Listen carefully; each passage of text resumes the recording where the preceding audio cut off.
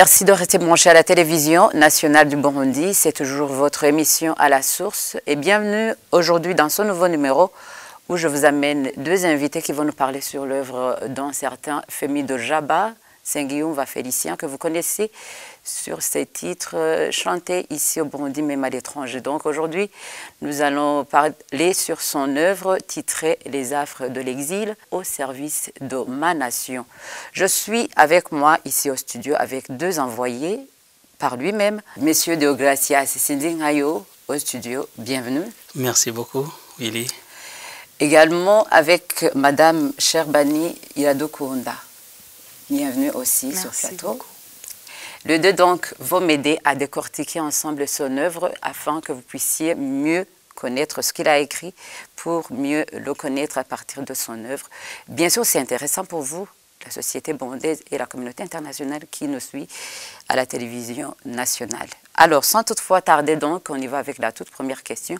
Messieurs Déo, parlez-nous de l'auteur, Femi Dojaba, pour mieux le connaître. C'est qui? Pourquoi le titre « Les affres de l'exil » ? Ok, merci beaucoup, Monsieur Willy.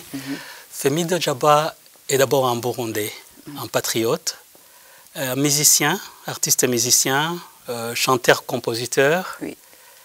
J'ajouterais aussi qu'il est arrangeur de son, parce que c'est un ingénieur de son, arrangeur et ingénieur de son. Mais il est aussi écrivain, la raison pour laquelle nous sommes ici. Il est né à Gishingano, en commune Isare, dans la province de Bujumbura, en 1970, le 18 septembre pour être plus précis. Bien sûr. Il est né, il est 8e enfant de la 8e femme de son père. Donc il a grandi... oui, c'est vrai, j'ai lu que son père était polygame, donc... il était plus que polygame parce que... Avoir 8 femmes. 8 femmes. La 8e, c'est la mère de Femi. Mais après les 8 femmes, il y en a d'autres. Okay. D'après Femi, on ne pouvait pas... Le nombre de ces femmes était... On ne pouvait pas les connaître. On peut connaître le nom de son père. Le nom de son père, c'est Bamvunomoti Majan. D'ailleurs, c'est d'où est venu le nom Femi Dojaba. Femi Dojaba, c'est Félicien Minani. Donc, deux fils, Bamvunomoti Majan Dojaba. D'accord. C'est là l'origine. Alors, je continue d'abord sur Femi Dojaba. Le fait qu'il est né dans une multitude d'enfants et entouré d'innombrables marâtres, sa vie était très instable. Même son enfance, parce qu'il a été forcé d'être séparé de sa mère à 4 ans par le divorce, quand son père a divorcé de sa mère. Et son éducation a été très instable et très perturbée par ces conditions de vie, ce qui a fait qu'il a fait 4 établissements. Il a fréquenté 4 établissements à l'école primaire et il a fréquenté 5 établissements à l'école secondaire. Et à l'école secondaire, il a passé dans 2 écoles en temps record. Juste en quelques mots, il a utilisé le terme qu'il a fait le tourisme scolaire. Le tourisme, voilà. Le fait qu'il a fréquenté tant mal d'établissements. Oui, parce qu'il a passé, quand je dis qu'il a passé, il y a un temps record qu'il a passé, par exemple au lycée Saint-Esprit. Il a fait des jours seulement. Mais tout ça a été dû à quoi? Bon, c'était dû aux politiques du moment et aux pratiques injustes de l'époque. Et d'après lui, il dit que c'était suite à ces pratiques injustes qui s'appliquaient aux écoles qui a fait qu'il ne soit pas stable. Par exemple, au lycée Saint-Esprit, il n'a jamais su pourquoi il a été délocalisé 2 jours seulement après être orienté au lycée du Saint-Esprit. Oui. Alors, Madame Sherbani, du fait que les affres de l'exil au service de la nation, est-ce que pouvez-vous nous parler si réellement pourquoi ce titre? Il vous a dit pourquoi il a titré son œuvre Les affres de l'exil? Il nous a dit pourquoi il a intitulé son livre Les affres de l'exil. Il a dit que en grande partie c'est à cause de ce qu'il a vécu, des malheurs qu'il avait vécus. Et c'est pour cela qu'il a décidé d'écrire ce livre pour raconter son parcours, partager son parcours avec ses lecteurs. Et il nous a dit que pourquoi il a intitulé le livre Les Affres de l'exil, c'était pour ensuite inspirer les autres, pour leur montrer que même si dans la vie on a traversé une très mauvaise période de notre vie complètement, on peut très bien se relever et faire une chose qui peut très bien servir la nation. D'où il a créé beaucoup de projets, il a eu beaucoup de, il y a eu la chanson qu'il a composée pour le parti CNDD-FDD où cette chanson a été inspirée par la mort de sa mère qui a été tuée d'une manière très affreuse. On lui a tiré dessus et par après on l'a décapité, on l'a égorgé. Et par contre, lui, malgré tout ça, il a chanté une chanson d'amour pour la patrie. Franchement, si tu écoutes la chanson, tu écoutes les paroles, je te jure, quand il a dit que les gens pleurent en chantant cette chanson, c'est vrai, parce que la chanson, elle est vraiment triste. Et comment donc les siens servent-ils sa nation? C'est ce que je voulais dire en fait. Oui. C'est genre, en composant cette chanson qui est la chanson du parti CNDD-FDD, qui est aussi chantée par beaucoup de Burundais qui sont à l'intérieur du pays et à l'extérieur du pays.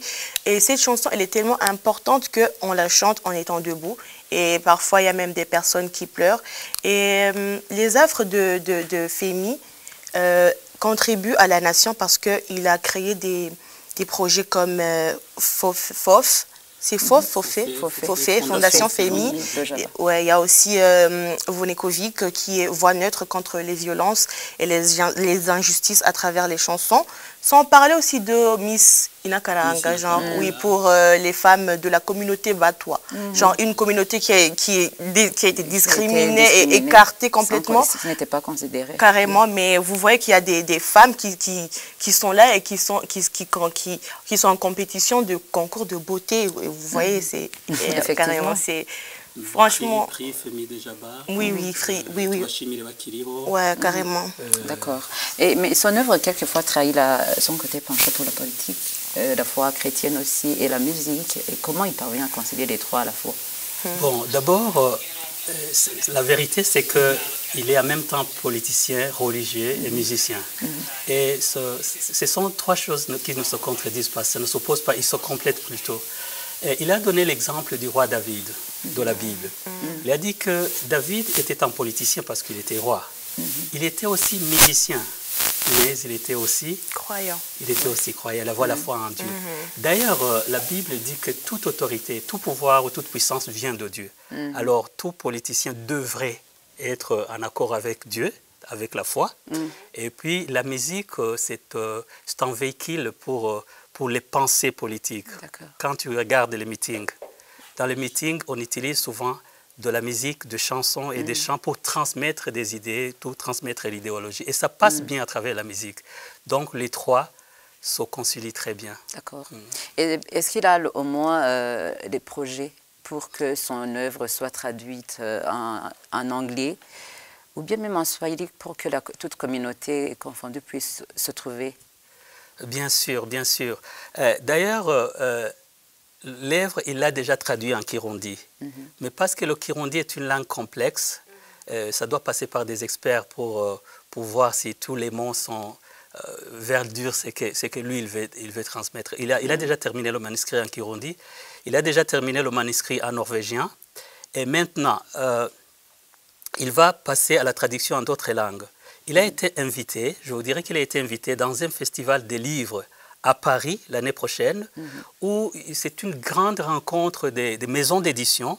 Et ces maisons d'édition sont à la recherche de nouveaux livres qu'ils vont traduire dans plusieurs langues. Ça, c'est une occasion d'or. J'ajouterais que sa maison d'édition, qui s'appelle Europe Livre, est une très grande maison qui travaille avec, qui est installée dans 8 pays d'Europe, qui travaille avec leurs ouvrages sont étalés sur 60 000 librairies. Ils envoient des livres à 60 000 librairies. Et le livre de Félicien, Les Affres de l'exil au service de ma nation, est en train d'être vendu dans 50 000 librairies, 50 000 bibliothèques d'Europe et d'ailleurs. Okay. Et il est parti, il a quitté le Burundi en 2004. et son œuvre est parue en 2024. Pourquoi les 20 ans? Pourquoi la sortie de ce livre après les 20 ans? Si tu regardes cette œuvre, tu vois, c'est un parcours. Mais oui, c'est biographique. C'est biographique, c'est une vie. À un certain moment, tu te dis, là où j'en arrive, c'est le moment vraiment de dire ce que j'ai vécu. Avant le temps, c'est pas le temps. Ah oui. Même la Bible dit que chaque chose se passe en son temps. Oui. Alors c'était le meilleur moment, et moi je crois bien que c'était le meilleur moment. C'est parce que c'est aujourd'hui qu'il a réalisé beaucoup de choses, qu'il peut montrer que vraiment les affres de l'exil peuvent servir à une nation. Et Madame Cherbani, comment qualifie-t-il son œuvre littéraire au point de vue géographique? Il nous avait dit que quand il cherchait une maison d'édition qui pourrait l'aider à faire sortir son livre, il avait trouvé une maison qui se trouvait en Italie. Mais vu que son livre était écrit voulait être écrit en français, du coup, les membres de cette maison d'édition qui se trouve en Italie, ils se sont mis en contact avec les membres de la maison d'édition qui se trouve en France, donc à Paris. Du coup, c'est comme ça que le livre a pu sortir. Et aussi, j'aimerais préciser que sa maison d'édition qui se trouve en France, c'est une très grande maison d'édition qui a déjà publié des livres comme de personnes très importantes comme Barack Obama, comme le pape François. Donc, en fait, la maison travaille avec beaucoup d'autres maisons à travers le monde entier. Du coup, je me dis que son œuvre, si par exemple son livre a pu être en France, en Italie ou je sais pas où, son livre peut arriver partout dans le monde entier et il peut servir à beaucoup de personnes.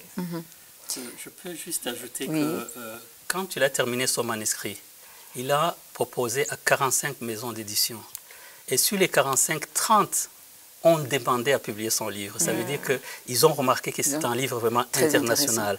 Et puis, il y a une revue de presse qui sera transmise à la radio RFI, la radio France Internationale, et à la radio France Culture, présentée par son attachée de presse française.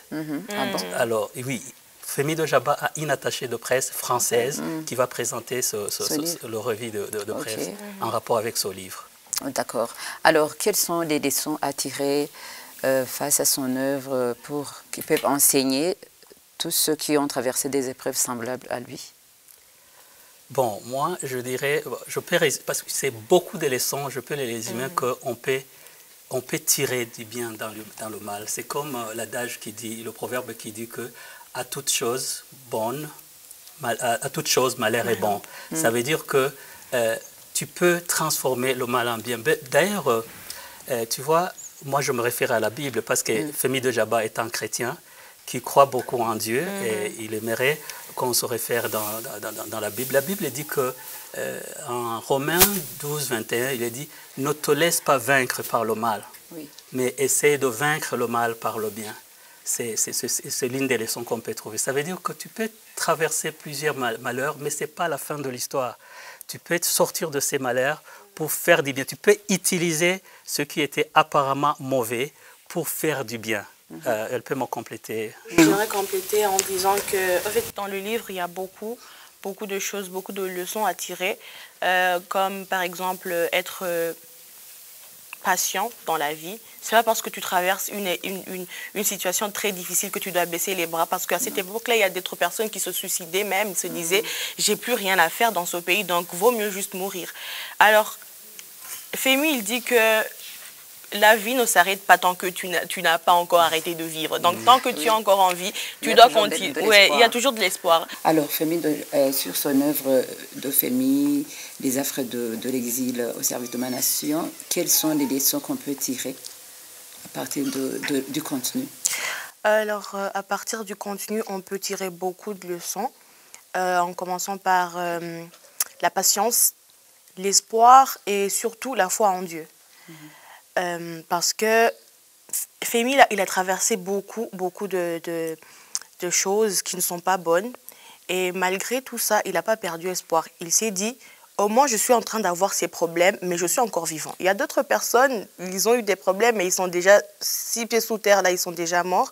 Mais moi, tant que je suis encore vivant, donc il y a toujours de l'espoir. Donc, je sais très bien que je vais carrément traverser tous ces malheurs et je sais très bien que je vais devenir la personne que je veux être.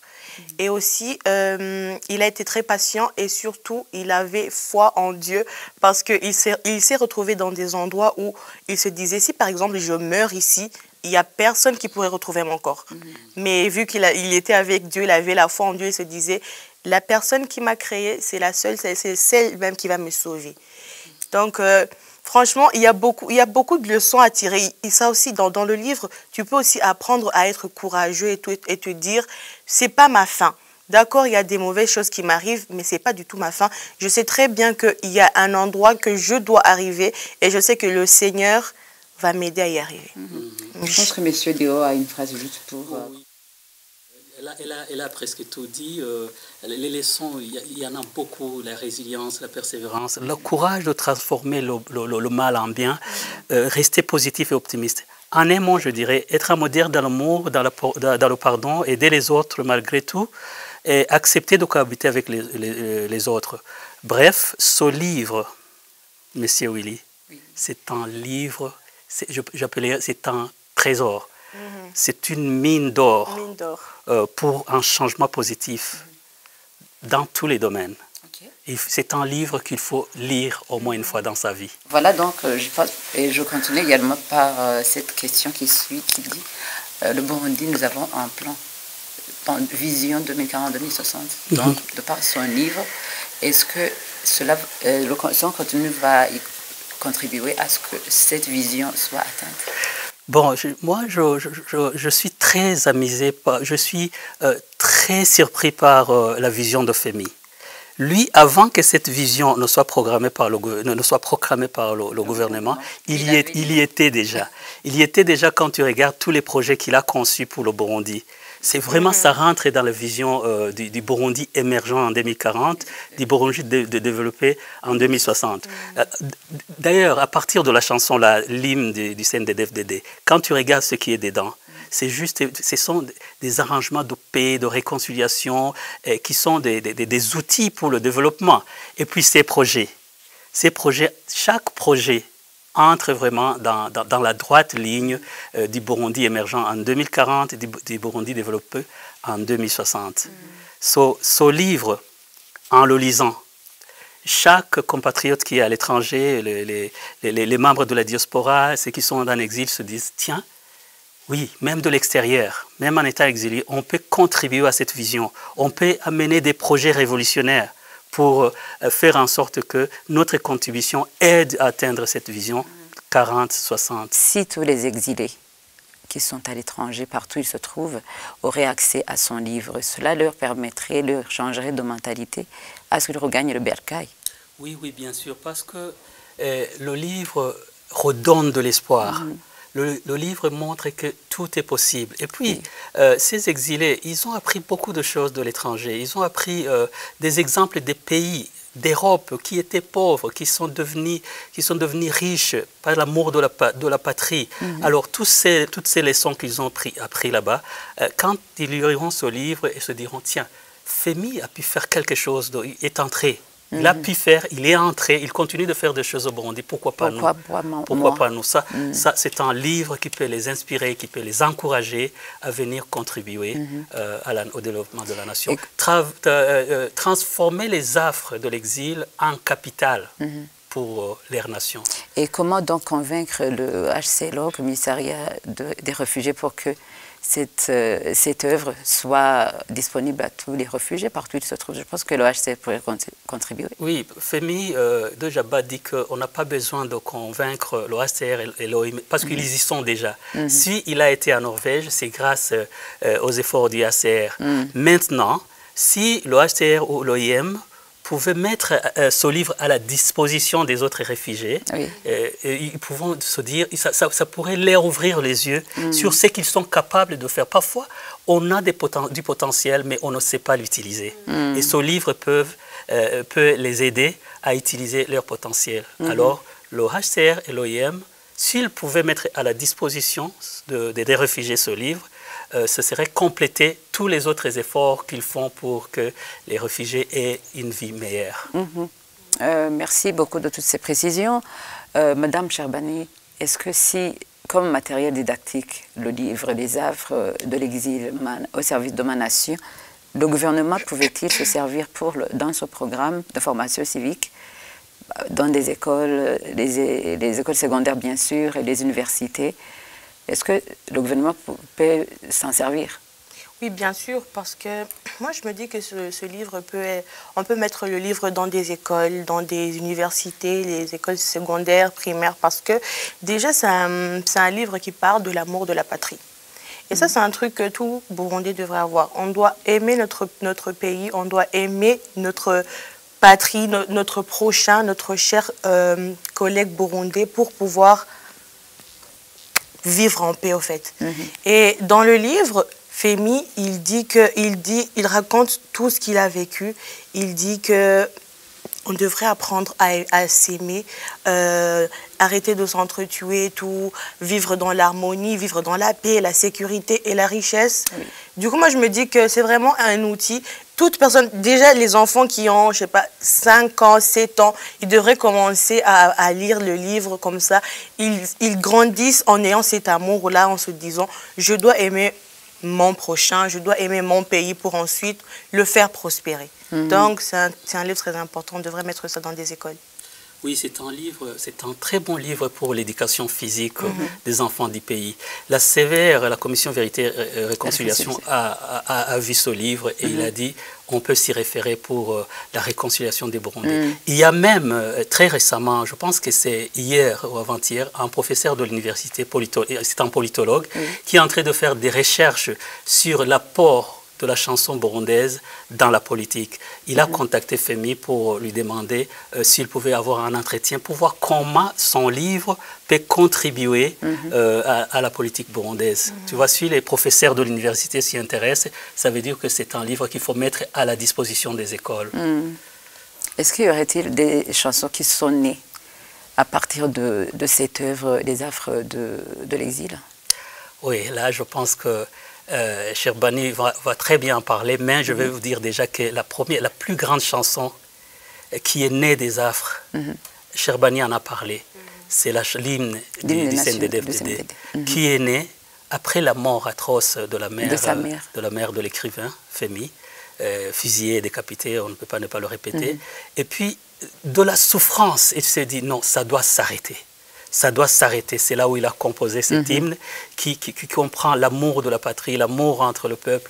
Comment faire pour éviter la guerre? Comment faire pour éviter que les gens continuent à s'exiler? La réconciliation, la paix, la justice, l'égalité, toutes ces grandes valeurs qu'une nation a besoin sont nées des Havres qui sont la mort de sa chère maman. Et puis, après, dans cet exil même, il a chanté Burundi Bwiza, une chanson qui a des images qui montrent la beauté du Burundi, qui montrent qu'il fait beau vivre au Burundi. Ça, c'est deux des chansons qui montrent que ces chansons sont nées des Havres, mais aujourd'hui sont en train de servir la nation.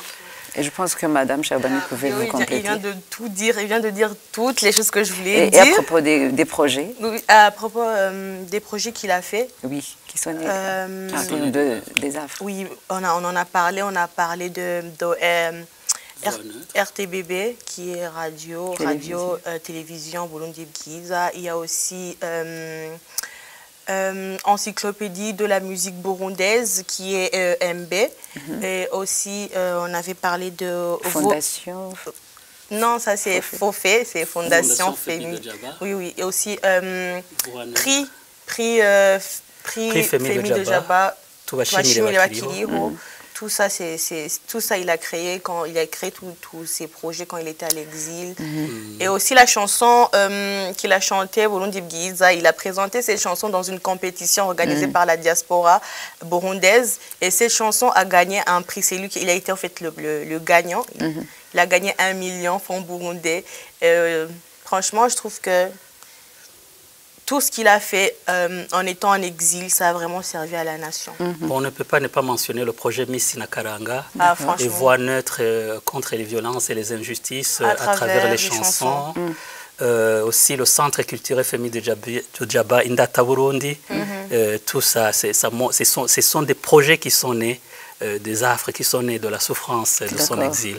Est-ce que, selon lui, la musique serait un meilleur moyen de s'intégrer dans différents pays que les crises lui ont exposés? Oh oui, oh oui, oh oui. Quand il s'est exilé au Rwanda, la première chose qui l'a aidé à s'intégrer, c'est la musique. Il a fait un concert dans un stade et tous les Rwandais sont venus et on a commencé à l'aimer, à l'accepter. Oui, voilà. Quand il est arrivé au Congo, la même chose. Et il en a profité même pour faire l'université, l'académie de musique et de communication. Et même en Norvège, imaginez-vous, il est arrivé à Norvège. 2 mois après, il a composé une chanson en norvégien. Ah bon? Il savait déjà la langue de là-bas? Oui, oui, il s'y est mis, il l'a appris. Et puis après cette chanson, les Norvégiens sont tombés en amour avec lui. Oui. Merci beaucoup. Oui, même dans le livre, il y a des témoignages des Norvégiens, des Allemands, tout ça pour prouver que le livre, il est universel, parce qu'il y a tout le monde qui contribue à ça. D'accord. Alors, pense-t-il que tout le monde, ethnie confondue, s'ils ont lu cette œuvre, pouvait s'y trouver? Oui, c'est une œuvre qui parle de l'histoire de la nation entière. C'est les souffrances des Burundais, ce n'est pas les souffrances d'une ethnie. Et puis, quand tu prends, par exemple, la chanson hymne du CNDD-FDD, ça apparaît comme si c'est une chanson qui est dédiée à une certaine partie de la population, mais c'est faux. Le CNDD-FDD comprend tous les ethnies. Et quand on chante cette chanson, ce ne sont pas seulement une seule ethnie qui se lève, c'est toutes les ethnies qui se lèvent, qui chantent en larmes, tout le monde s'y retrouve. Donc, on l'appelle même un chanteur du peuple, un artiste du peuple, pour dire que c'est vraiment, il chante pour tous les Burundais. Tout le monde s'y retrouve. Quand tu entends Kubakwisi no Kwitonda, c'est pour tout le monde. C'est tout le monde. Parce que personne n'est né pour juste se montrer meilleur par rapport aux autres. Ces chansons sont pour tout le monde, ils ne discriminent pas, il n'y a pas vraiment, il n'y a pas de considération, ni d'ethnie, ni d'appartenance, ni religieuse, ni politique. D'accord. Et quant aux autres partis politiques, est-ce qu'ils peuvent se référer à se retrouver dans son œuvre? Il suffit de lire le texte de l'hymne du CNDD-FDD pour voir que tout patriote burundais devait vraiment s'identifier au texte, parce qu'il parle de la réconciliation, de la paix, de l'unité, de l'égalité, de la justice, de l'amour. Toutes ces valeurs, tout le monde en a besoin. Tous les partis politiques ont besoin de ces valeurs. D'ailleurs, quand tu regardes les propagandes, tous mentionnent ce qui se trouve dans cet hymne du CNDD-FDD. Et pour boucler, Madame Sherbani? Moi, pardon. Et oui, pour boucler, est-ce que les membres de la diaspora sont-ils intéressés par son livre? Ils peuvent l'utiliser pour revenir ou bien pour s'intégrer aussi dans les pays dans lesquels ils se trouvent? Oh, bien sûr que oui, parce que déjà, en tant que membre de la diaspora, ça veut dire que tu es à l'intérieur du pays. Déjà, si une personne a l'amour pour son pays et qu'il lit le livre de Femi, franchement, il peut carrément être intéressé immédiatement, parce que ça montre à quel point il a commencé en tant qu'une personne qui n'avait absolument rien, mais après, il a vraiment évolué. Il a évolué, il a aidé d'autres personnes, il a créé d'autres projets pour aider d'autres personnes. Et en tant que membre de diaspora, et que tu vois que lui, il a pu faire ça, pourquoi ne pas aider d'autres personnes à réaliser des projets pour notre cher pays?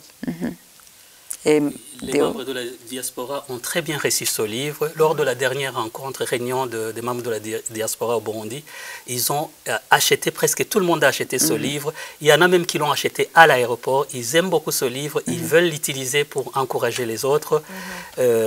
C'est un livre vraiment qui a été très très bien reçu. Moi, je clôturerai en disant que, franchement, ce livre est un livre qu'il faut avoir à tout prix. Si tout le monde pouvait avoir ce livre et le mettre en pratique, le monde serait en paix. Et pour ceux qui n'en ont pas acheté, comment ils peuvent la trouver facilement? Où est-ce qu'on peut trouver ça? À la librairie Saint-Paul ou bien comment? Bon, il y a le département de la direction, le département de la documentation, de la direction générale des publications de presse burundaise qui a déjà ce livre dans ses rayons. Mais aussi, le livre est en vente Ou bien même sur ceux qui peuvent l'acheter sur Amazon, je pense. Oui, on peut l'acheter sur Amazon. Malheureusement, l'adresse, Bujumbura Mairie, zone Kamenge, quartier Gituro, avenue Kibonobono, numéro 10. Le téléphone, c'est 69 745 281. 69 745 281. Merci beaucoup pour votre patience.